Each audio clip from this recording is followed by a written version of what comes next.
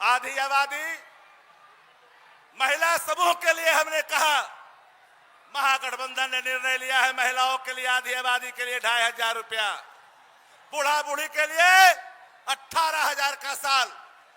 ये आत्मनिर्भर गौ बनाने के लिए नहीं, आत्मनिर्भर घर बनाने का संकल्प है।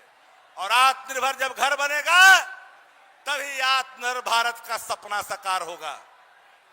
महिलाओं के साथ साथ युवाओं का भी ख्याल किया गया है। प्रत्येक परिवार में नौकरी का सवाल। हमारी महिला यहां बैठी है, नीतीश कुमार जी ने मात्र 20 वर्षों में 19,000 रुपया दिया है, लेकिन महागठबंधन 1 साल के अंदर में 30,000 रुपया देने का काम करेगा। क्योंकि आदरणीय राहुल गांधी जी यहां पहुंच चुके हैं, इन्हें और अन्य जगह जाना है। कोई लंबी तकरीर नहीं किए बगैर सिर्फ इतना ही कहेंगे कि महिला हो या फिर युवा हो, बुजुर्ग हो, चाहे हमारी स्वयंसेवी संगठन से जुड़े हुए हो या फिर कॉन्ट्रैक्ट पर बहाल लोग हो, सबको परमानेंट करने का निर्णय लिया है। और 30 साल से जो यहाँ बैठा हुआ व्यक्ति मठाधीश की भूमिका में पूरे जिला को नोटोरियस गैंग की तरह नचाता है, उसे इस बार कड़ी सबक सिखाना है। इन्हीं चंद शब्दों के साथ हम तमाम नेताओं के प्रति आदर का भाव रखते हुए अपनी बात समाप्त करते। धन्यवाद। आदरणीय श्री कौंसलेंद्र उर्फ छोटे मुखिया जी जो नालंदा से लोकप्रिय प्रत्याशी हैं, उनसे निवेदन करेंगे कि वो आए और संबोधित करें। सबसे पहले मैं तमाम उन लोग जो हमारे जोश और जज्बा को बढ़ा रहे हैं, सभी लोगों को मैं नमन करता हूं, हाथ जोड़ के प्रणाम करता हूं। आज यहां पर नालंदा की ऐतिहासिक धरती में, महात्मा बुद्ध महावीर की धरती पर, जरासंध हर्षवर्धन की धरती पर आज हमारे देश के नेता, हम लोग के प्रिय नेता राहुल गांधी जी यहाँ पर पधारे हैं। इसलिए नालंदा की धरती की ओर से इन्हें नमन और प्रणाम करते हैं। और तमाम यहाँ पर हमारे गार्जियन नेता डॉक्टर अखिलेश कुमार सिंह जी, यहाँ पर अल्लाह बरू साहब, देवेंद्र यादव जी और तमाम महागठबंधन के घटक दल के यहाँ पर जो नेता हैं, हमारे साथी महागठबंधन के जो भी उम्मीदवार हैं, उमैर साहब, अरुण कुमार बिंद जी, हमारे बड़े भाई मित्र सहयोगी शक्ति सिंह यादव जी, तमाम लोगों को भी अभिनंदन करते हैं। और दोस्तों, आप लोग जानते हैं जुल्मी कब तक जुल्म करेगा, सत्ता के गलियारों से चप्पा चप्पा गूंज रहा है परिवर्तन के नारों से। आप सभी लोगों से मैं निवेदन करता हूं कि जो 30 वर्षों से यहाँ के लोग, हम और आप जो शोषण और अत्याचार से दबे हुए, इससे मुक्ति चाहिए। हमको अपने आदरणीय नेता को यहाँ से 7 सीट है, 7 सीट जिता के भेजने का काम करेंगे। मैं हाथ जोड़ के आपसे विनती करता हूँ, आप हमारे बड़े नेता को सुनना चाहते हो, लेकिन इस बार परिवर्तन करना है कि नहीं करना है? इस बार परिवर्तन करना है। और चूंकि हमारे आदरणीय नेता संबोधन करेंगे, इनके इंतजार में आप 2-3 घंटा 4 घंटा से हैं, इसलिए बीच में हम दीवार नहीं बनना चाहते हैं। और तमाम लोगों से निवेदन करते हैं कि 5 साल का समय और आशीर्वाद हमको आप लोग दीजिए, ताकि आपको सेवा हम कर सके। हम सिर्फ 5 साल चाहते हैं। जिनको आपने 30 वर्ष तक दिया, उन्होंने क्या किया नहीं किया आप सब जानते हैं। इसलिए सभी युवा, नौजवान, किसान, शोषित, पीड़ित जितने लोग भी यहाँ हैं, बदलाव की हवा बह चुकी है, बदलाव की हवा बह चुकी है। छोटे मुखिया की हवा चली, मंत्री घूमे गली गली। इसलिए तमाम लोगों को प्रणाम करते हुए मैं अपनी वाणी को विराम देता हूं। सर्वहारा वर्ग के नेता, गरीब, किसान, मजदूर, युवाओं की, देश की आवाज और सभी जाति और धर्म के लिए संघर्ष करने वाले हम सबके नेता परम श्रद्धेय राहुल गांधी जी से हम निवेदन करेंगे कि वो हम सबको संबोधित करें। और महागठबंधन के यहाँ बहुत सारे नेता लोग बैठे हैं, सबका अभिनंदन करते हैं। आदरणीय राहुल गांधी जी एक ऐसे नेता हैं जिन्होंने 4000 किलोमीटर पैदल चले, देश के लिए, देश का संविधान बचाने के लिए, हम सबको न्याय दिलाने के लिए ऐसे महान नायक का हम अभिनंदन करते हैं और हम सबको आशीर्वाद दें। राहुल गांधी जिंदाबाद, राहुल गांधी जिंदाबाद, राहुल गांधी जिंदाबाद, अखिलेश सिंह जिंदाबाद। स्टेज पे कांग्रेस पार्टी के और गठबंधन के वरिष्ठ नेता, गठबंधन के सारे कार्यकर्ता, भाइयों और बहनों, प्रेस के हमारे मित्रों, आप सबका यहां बहुत बहुत स्वागत, नमस्कार। आपका मूड कैसा है? नहीं, मुझे सुनाई नहीं दिया, जोर से। मैं बिहार के युवाओं से सवाल पूछना चाहता हूं। पूरे देश में जहां भी मैं जाता हूं, जिस प्रदेश में मैं जाता हूं, वहां बिहार के लोग मुझे दिखाई देते हैं। कर्नाटक, बेंगलोर, हैदराबाद, मुंबई, असम, बंगाल, सब जगह बिहार के लोग दिखाई देते हैं। सही है, गलत है? आप दुबई जैसी जगह को आपने अपने खून पसीने से बनाया है। आपके खून पसीने से दुबई बना है। सही है, गलत है? तो मेरा आपसे सवाल है कि अगर आप दुबई जैसा शहर बना सकते हो, बेंगलोर जैसा शहर बना सकते हो, मुंबई जैसा शहर बना सकते हो, हिंदुस्तान में इंफ्रास्ट्रक्चर बनता है, इमारतें बनती हैं, पुल बनते हैं, सड़क बनती है, उसमें बिहार के लोग अपना खून पसीना देते हैं और बनाते हैं। तो मैं आपसे पूछना चाहता हूं, ये जो चमत्कार आप बिहार के बाहर करते हो, ये आप बिहार में क्यों नहीं कर पा रहे हो? बिहार में क्या कमी है कि बिहार की जनता की जो ऊर्जा है, जो क्षमता है, जो कैपेबिलिटी है, वो बिहार को बनाने में नहीं लग रही है? दूसरा सवाल, नालंदा आया हूं। एक समय होता था जब नालंदा की जो यूनिवर्सिटी थी वो पूरी दुनिया में मशहूर थी। जापान से, कोरिया से, चाइना से, इंग्लैंड से, अलग अलग देशों से लोग यहां आते थे पढ़ाई करने। दुनिया का शिक्षा का सेंटर था बिहार, और नालंदा सेंटर था दुनिया के शिक्षा का। आज आप बाकी प्रदेशों में पूछो, बिहार के यूनिवर्सिटीज, कॉलेजेस, स्कूल के बारे में पूछो, आपको बताएंगे बिहार में तो सिर्फ पेपर लीक होता है और कुछ होता ही नहीं है, पेपर लीक होता है।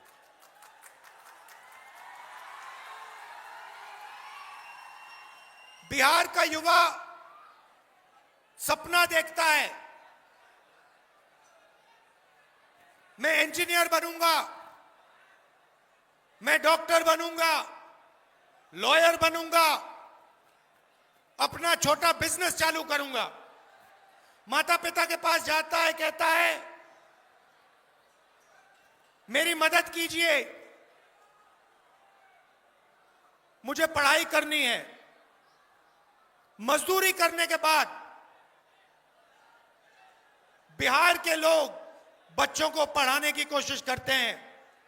Private school, private college, private university, लाखों रुपए लगते हैं। और फिर क्या होता है, महीनों की मेहनत के बाद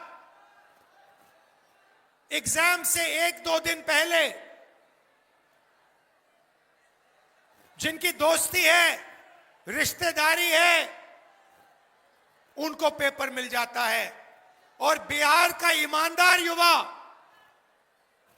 देखता ही रह जाता है। यह आपकी सच्चाई है। अब नीतीश जी कहते हैं कि 20 साल में उन्होंने बिहार को बदल दिया, बिहार में विकास लाया, बिहार में अस्पताल चालू किए, बिहार की यूनिवर्सिटीज कॉलेजेस चालू की। मेरे सामने बिहार की जनता खड़ी है। मैं आपसे पूछना चाहता हूं, क्या यह सच है? क्या बिहार में आपको शिक्षा मिल सकती है? बिहार में आपको स्वास्थ्य अस्पताल मिल सकता है? आप देखिए, दिल्ली में ऑल इंडिया मेडिकल इंस्टीट्यूट है, उसके सामने मेट्रो स्टेशन है। आप कभी दिल्ली जाएं, उस मेट्रो स्टेशन में जाइए, रात को 12 बजे आप उस मेट्रो स्टेशन में जाइए नीचे और देखिए क्या हो रहा है। बिहार के हर डिस्ट्रिक्ट से लोग वहां इलाज कराने जाते हैं। मैं गया, मैंने उनसे पूछा, भाई यहां क्यों आए? कहते हैं, मुझे बताया कि अगर कोई बिहार के अस्पताल में इलाज करने जाता है तो वो अस्पताल से वापस नहीं आता है, वहीं मर जाता है। बिहार के अस्पतालों में लोग जीने नहीं जाते हैं, मरने जाते हैं। यह है आपकी सरकार की सच्चाई। और दूसरी तरफ नरेंद्र मोदी खड़े हैं, जिनके हाथ में नीतीश जी का रिमोट कंट्रोल है। जौन सा बटन दबाया नरेंद्र मोदी ने, वही चैनल नीतीश जी चालू कर देंगे। जो भी बुलवाना होगा वो करवा देंगे, जो भी करवाना होगा वो करवा देंगे। बिल्कुल। तो ये मत सोचिए कि नीतीश जी सरकार चलाते हैं। सरकार नरेंद्र मोदी, अमित शाह और नागपुर चलाती।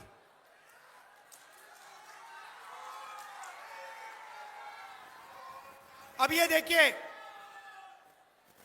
2 हिंदुस्तान बने हैं। अभी छठ पूजा के समय नरेंद्र मोदी जी ने निर्णय लिया कि वो जाके यमुना में स्नान करेंगे। आपने देखा फोटो देखी? एक तरफ हिंदुस्तान की सच्चाई, बिहार की सच्चाई, यमुना पोल्यूशन से भरी हुई, गंद से भरी हुई, और दूसरी तरफ नरेंद्र मोदी जी ने साफ पानी का छोटा सा तालाब बनाया। दूर से साफ पानी आया।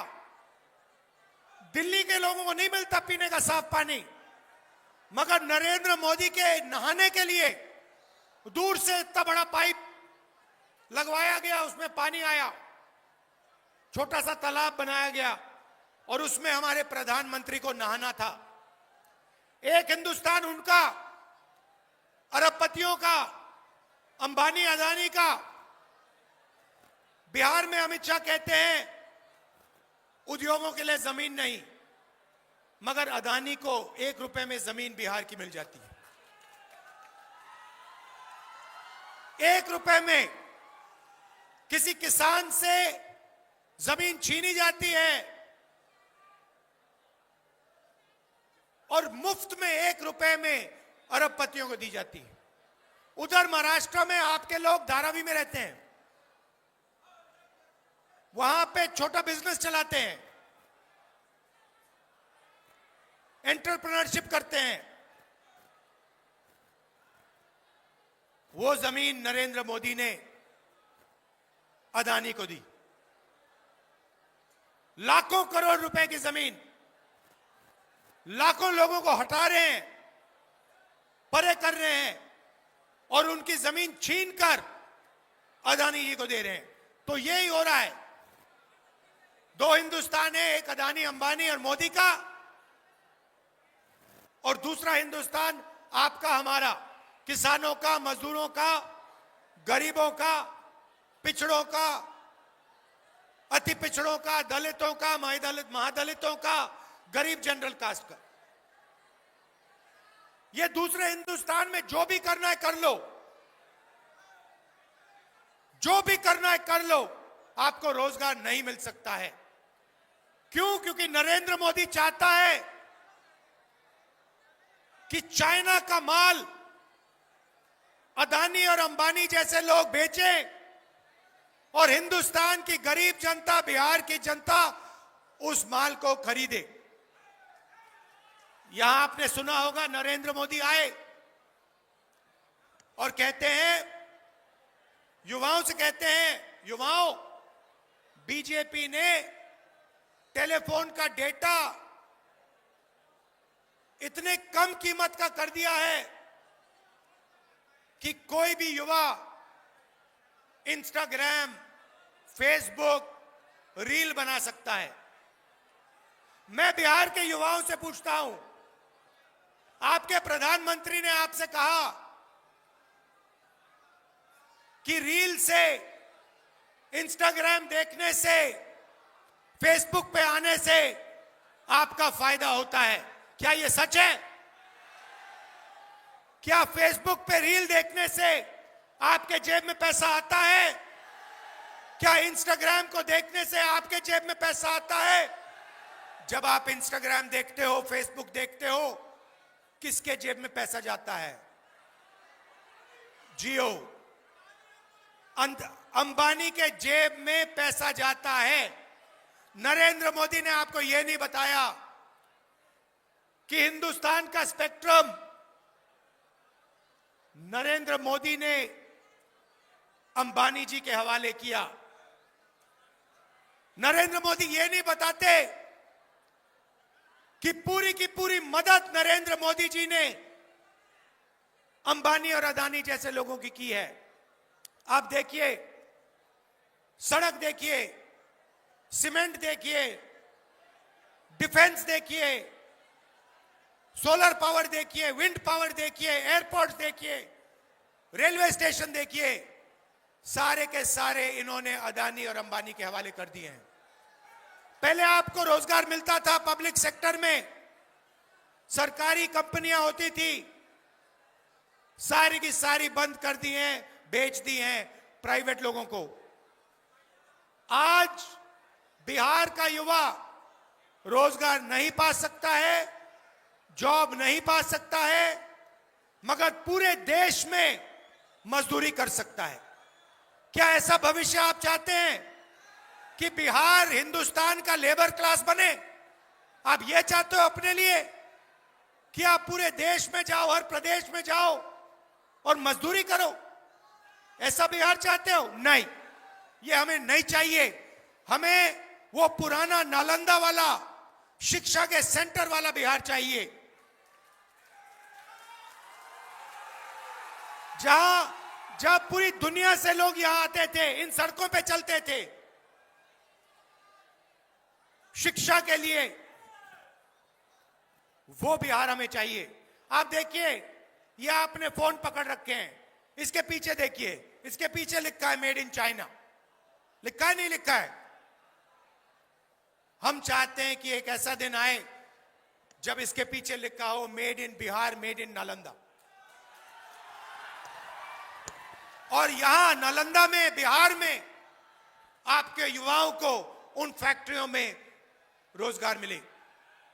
हम चाहते हैं कि चाइना का युवा मेड इन बिहार का टेलीफोन, मेड इन बिहार का कैमरा, मेड इन बिहार की टी शर्ट खरीदे और फिर अपने आप से पूछे, भैया ये बिहार, ये नालंदा, क्या नालंदा कहां है? मैं जाके देखना चाहता हूं। नरेंद्र मोदी नहीं कर सकते। देखिए, आदमी में दम होना चाहिए। अगर कुछ करना है तो आदमी में दम होना चाहिए।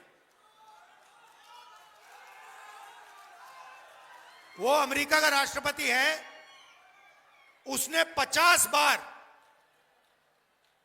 हिंदुस्तान के प्रधानमंत्री का अपमान किया है।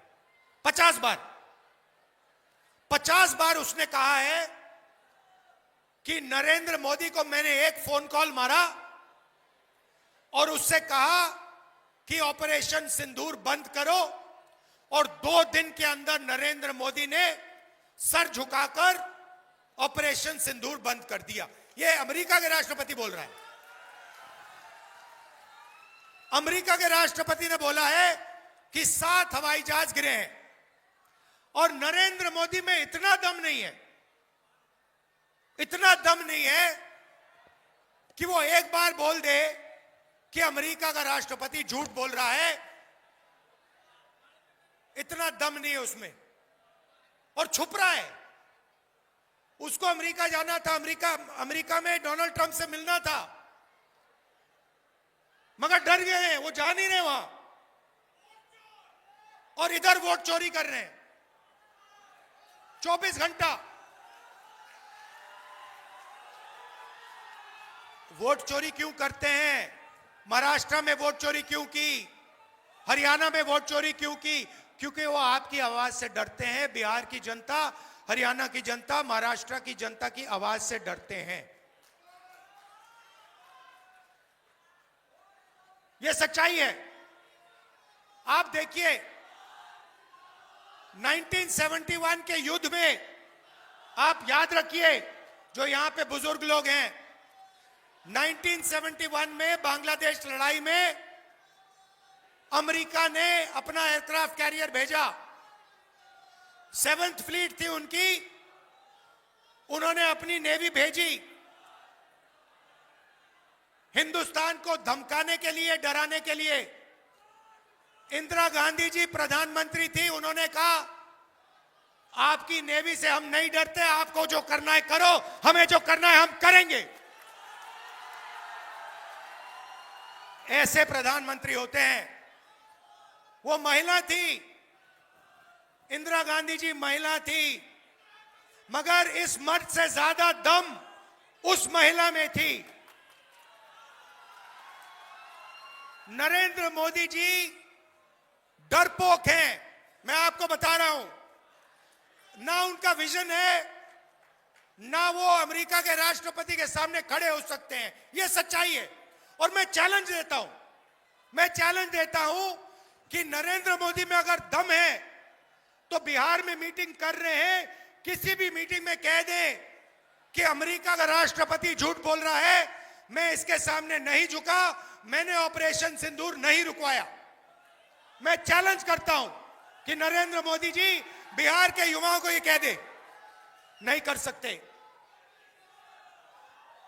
और उल्टा वोट चोरी करके अंबेडकर जी के संविधान को रद्द करने में लगे हुए हैं। आपको याद होगा इन्होंने कहा 400 पार संविधान को खत्म कर देंगे। वोट चोरी के बाद ये बाल निकले, बाल चुनाव जीते। और अगर वोट चोरी नहीं की होती, मैं आपको बता रहा हूं, इंडिया गठबंधन की सरकार आज हिंदुस्तान में राज कर रही होती। भाइयों और बहनों, यह संविधान आपका है, यह कोई नई किताब नहीं है। इसमें आपकी आवाज है, हजारों साल पुरानी आवाज है। इसमें हिंदुस्तान के जो महापुरुष हैं, अंबेडकर जी, गांधी जी, बुद्ध भगवान, नारायण गुरु, फूले जी, इनकी आवाज है। इसको ये खत्म करना चाहते हैं आरएसएस के लोग। और नरेंद्र मोदी जी संविधान नहीं चाहते हैं, वो इसको खत्म करना चाहते हैं।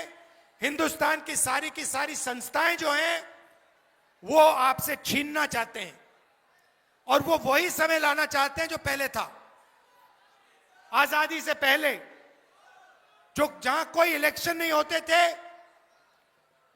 राजा महाराजा निर्णय लेते थे, जो करना चाहते थे करते थे। उनको किसी की जमीन अच्छी लगी तो जमीन ले ली, वैसा हिंदुस्तान चाहते हैं।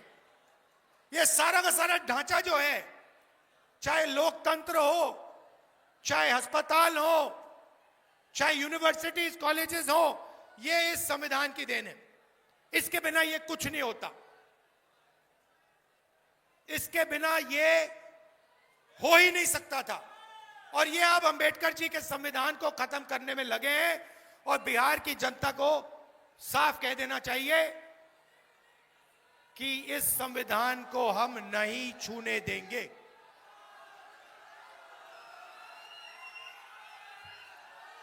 भाइयों और बहनों, मैं चाहता हूं और मैं आपको कह रहा हूं, यहां गठबंधन की सरकार बनेगी और जो नालंदा में पहले शिक्षा का सिस्टम था,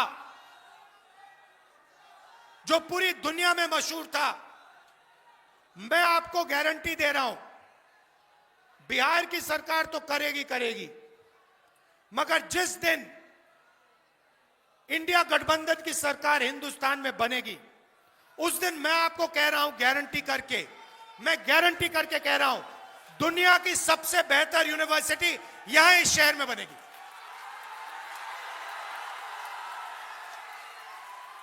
और हम एक चिन्ह बनाएंगे पूरी दुनिया के लिए कि बिहार शिक्षा का सेंटर है, नालंदा शिक्षा का सेंटर था और एक बार फिर नालंदा शिक्षा का और रोजगार का सेंटर बनेगा।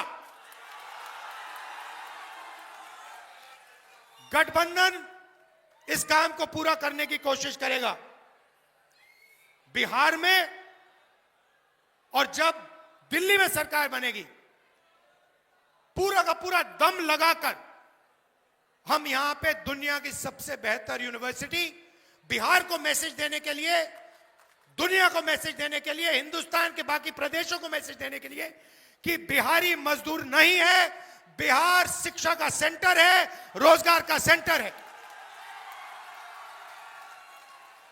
कुछ दिन पहले मैं आपके स्टूडेंट से मिला, दिल्ली में पढ़ाई करते हैं।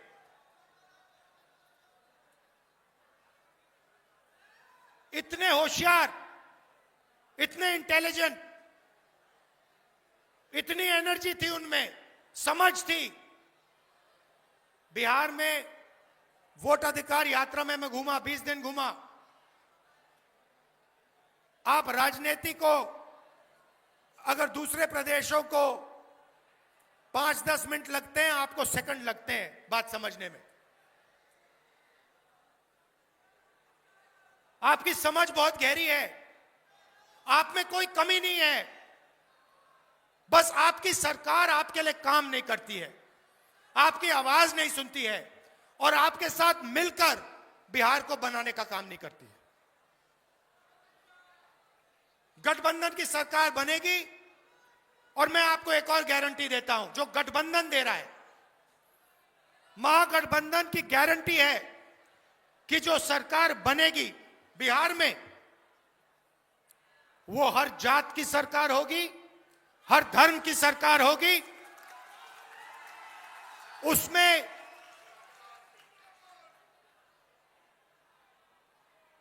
अति पिछड़ा, दलित, महादलित, अल्पसंख्यक, गरीब जनरल कास्ट, किसान, मजदूर, सारे के सारे उस सरकार, उनकी आवाज उस सरकार में शामिल होगी, यह मैं गारंटी आपको दे रहा हूं। क्योंकि बिहार को बिहार की सरकार की जरूरत है, बिहार को हर जात, हर धर्म की सरकार की जरूरत है। जैसे मैंने यात्रा में कहा, 4000 किलोमीटर चला और यात्रा में कहा,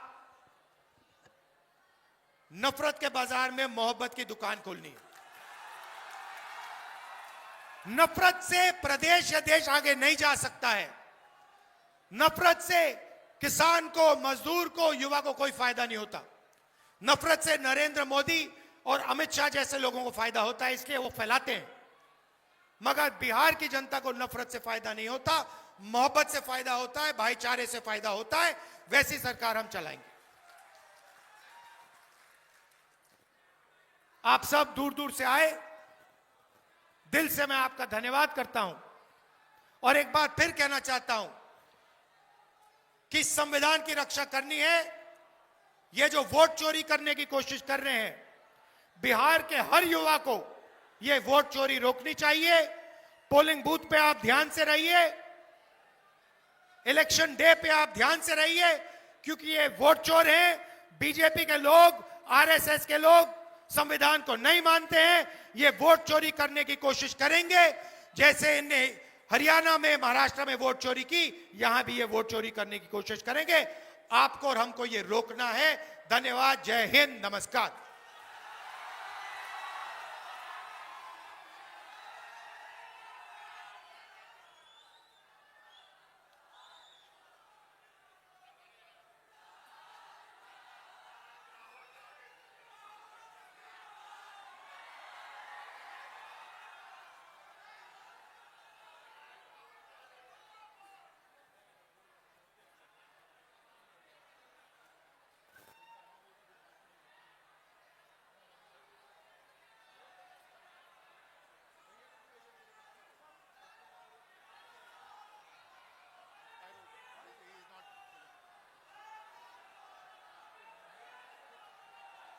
हम अभी यहाँ रुकेंगे।